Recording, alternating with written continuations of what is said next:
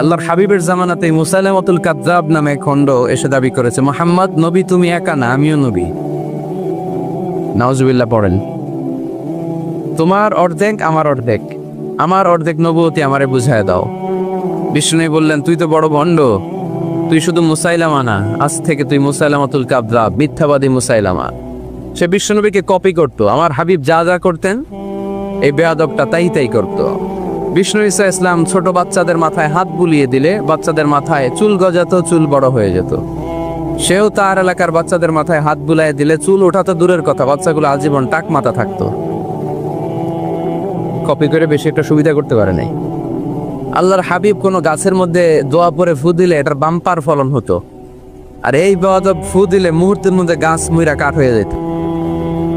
লোনা পানির কুয়াতে বিশ্বনবী কুলি করে ফেললে এটা মিঠা পানির কুয়া হয়ে যেত, আর এই বেয়াদবটা মিঠা পানির মধ্যে কুলি ফেলাইলে এটা লোনা পানি হয়ে যেত।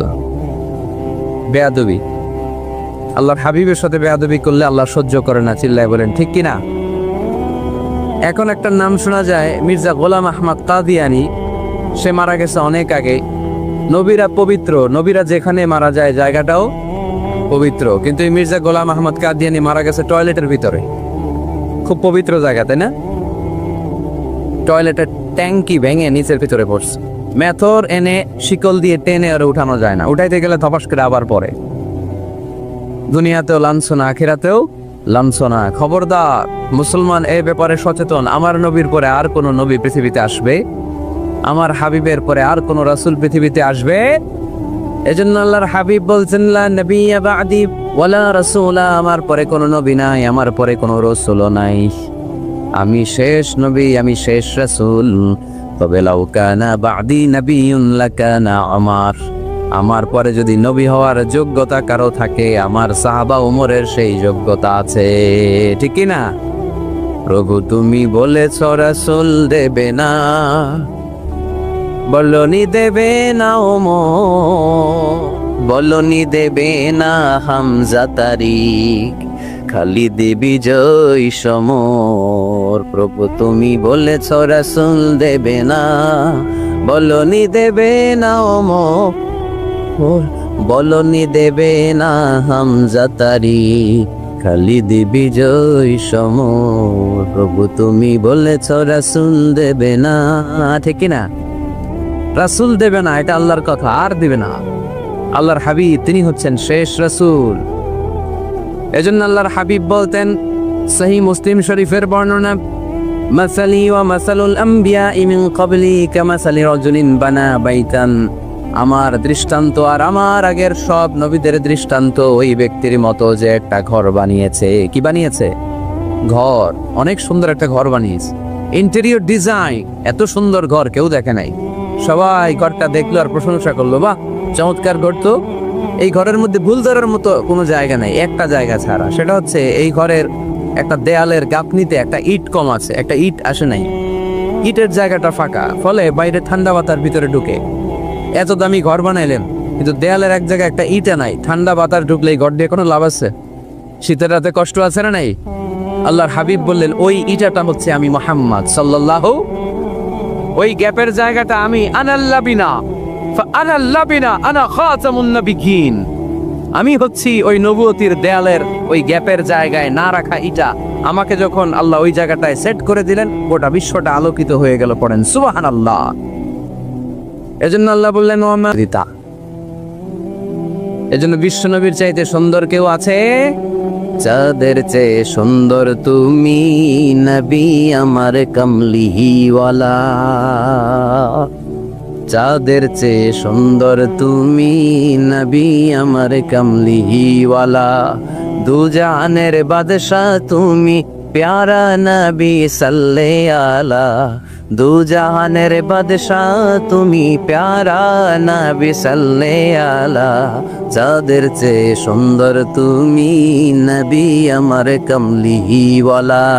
সুবহানাল্লাহ পড়েন। তুলনাহীন, অতুলনীয়, ইউনিক, আনপ্যারালাল, মহামানব, অসাধারণ মানুষ। আল্লাহ হাবিব বললেন, আল্লাহ গোটা বিশ্বের মানুষকে দুই ভাগ করলেন। কয়বার? জান্নাতি, জাহান্নামী। আল্লাহ আমাকে জান্নাতীদের মধ্যে ঢোকালেন। জান্নাতীদেরকে আল্লাহ পৃথিবীতে বিভিন্ন দেশে ফেললেন, আল্লাহ আমাকে মক্কা শহরে ফেললেন। মক্কা শহরে অনেকগুলো গোষ্ঠী আছে, আল্লাহ আমাকে কোরাইশ গোষ্ঠীর মধ্যে ফেললেন। কোরাইশ গোষ্ঠীতে অনেকগুলো খানদান আছে, আমার আল্লাহ হাশমি খানদানে ফেললেন। হাশমি খানদানে অনেক পরিবার, আমাকে শ্রেষ্ঠ পরিবার আব্দুল মুত্তালিবের পরিবারে ফেললেন। আমার পরিবারে অনেক মানুষ, এই সবগুলো মানুষের মধ্যে থেকে আল্লাহ আমার শ্রেষ্ঠ মানুষ বানিয়ে পৃথিবীতে পাঠালেন। আনা খায়রুকুম বাইতা আনা খায়রুকুম নাফসা ওয়ালা ফখর। আমি ঘরের দিক থেকে পৃথিবীতে সেরা, আমি মানবতার দিক থেকে পৃথিবীতে সেরা। আমার চাইতে সেরা মানুষ গোটা বিশ্বে দ্বিতীয়টা হবে না। চিল্লায় বলেন ঠিক কি না? এজন্য আমার হাবিব, তিনি ছিলেন রাসূলুল্লাহ, তিনি ছিলেন শেষ রাসূল, তিনি গোটা বিশ্বের মধ্যে সব চাইতে শ্রেষ্ঠ। এজন্য কোরআন বলল তিনি মানুষ ছিলেন। কোরআন 4 নাম্বার বিশ্বনবীর যে পরিচয়টা আমাদের সামনে তুলে ধরে। কোরআন বলে বিশ্বনবী কোনোদিন মন গড়া কোনো কথা মানুষকে বলে নাই।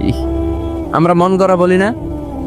মাদারীপুরের ভাইরা, ঘুম আসতেছে, শীত লাগতেছে, গরম লাগতেছে, তো কি লাগতেছে? ভালো লাগতেছে? তাকবীর পড়েন, লিল্লাহে তাকবীর। শুধু আমাদের হাবিব সাল্লাল্লাহু আলাইহি ওয়াসাল্লামই না, পৃথিবীর কোনো নবী মন গড়া কিছু বলে না। এজন্য নবীদের কথায় কোনো ভেজাল নাই, কোনো অমিল নাই। কোনোদিন এমন কি হয়েছে এক নবী এসে বলছে আল্লাহ আছে, আল্লাহ এক, আরেক নবী এসে বলছে না আল্লাহ 2-3 জন হইতে পারে? বলেছে? কোন নবী বলেছে এই দুনিয়ার জীবন শেষে আখিরাত বলে একটা কথা আছে? আরেক নবী আয়েশা বলে না, আখিরাত ফাকিরাত বলতে কিছু নাই, নাও থাকতে পারে, এরকম বলছে। কিন্তু কবিদের কথার মধ্যে অমিল আছে না নাই? দার্শনিকদের কথায় অমিল আছে না নাই? এক দার্শনিক এসে বলে মানুষ হচ্ছে পেট সর্বস্ব জীব, মানুষের বড় সমস্যা পেট সমস্যা, পেটের সমস্যা ঠিক তো সব ঠিক।